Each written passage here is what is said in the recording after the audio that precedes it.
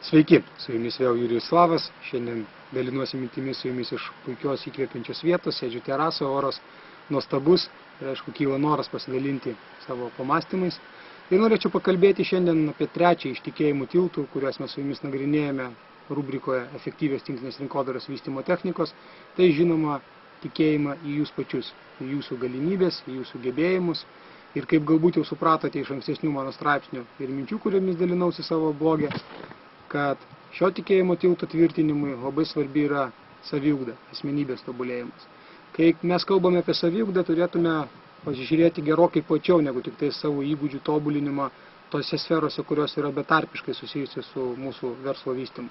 Mes turėtume pagalvoti apie asmenybės tobulėjimą ir kitose sferose ir turėtume turėti tikslą tose sferose tapti geresniais šiandien negu buvome vakar, o rytoj geresniais negu esame šiandien. Ir tos sferos, aišku, gali būti labai skirtingos, tačiau galima būtų išskirti tokias 4 pagrindinės sferas, be kurių tikrai negalima būtų tapti savimi pasitikinčią asmenybę ir tą asmenybę, kurios pasitikėjimą savo jėgomis matytų kiti žmonės ir norėtų eiti paskui jūs. Pirmiausia, tai yra dvasinė sfera. Labai dažnai žmonės kažkodėl pamiršta šitą sferą ir aš esu labai atsargus kalbėdamas apie dvasinę sferą, nenorėčiau pasirodyti kažkoks peršantis savo nuomonę ar būtinai kalbantis apie konkretų tikėjimą, tad paliksiu tai jūsų pasirinkimui. Tačiau dvasinė sfera tikrai turėtų būti ta sfera, kurios jūs neturėtumėte praleisti.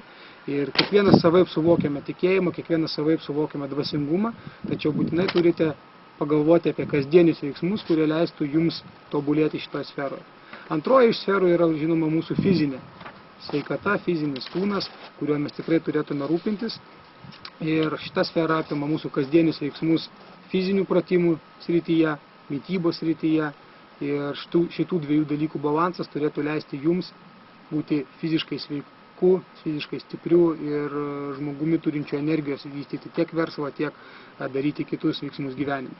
Trečioji sferų, žinoma, yra mūsų protinė veikla, mūsų protinė gebėjimų tobulinimas. Ir šita sfera apimtų mūsų mokymas įvairių įgūdžių, intelekto lavinimą. Ir čia mes turime visą laiką 2 pasirinkimus. Arba mokytis tikslingai, ieškodami informacijos, įrankių, mokymų, medžiagos, knygų, kurių pagalba lavintume tos įgūdžius, kuriuos manome, kad norime lavinti. Arba mokytis pasyviai, tiesiog leisdami mokyti mus aplinkai ir jos veiksniams. Pavyzdžiui, jeigu jūs žiūrite televizorių, jūs mokotės pasyviai, nes jūs tikrai negalite rinktis, ką jūs norite išmokti iš televizorių, ar jau labiau mokyti televizoriaus. Televizorius pasyviai, skleisdamas informaciją, moko jūs. Tad šitoje sferoje reikėtų elgtis labai atsargiai ir atsirinkti tą informaciją, kurią norėtume gauti tam, kad mokytume save ir gautume įgūdžių geresnį kažkokį bagažą, kuris padėtų mums vystytis ir kitose gyvenimo sferose.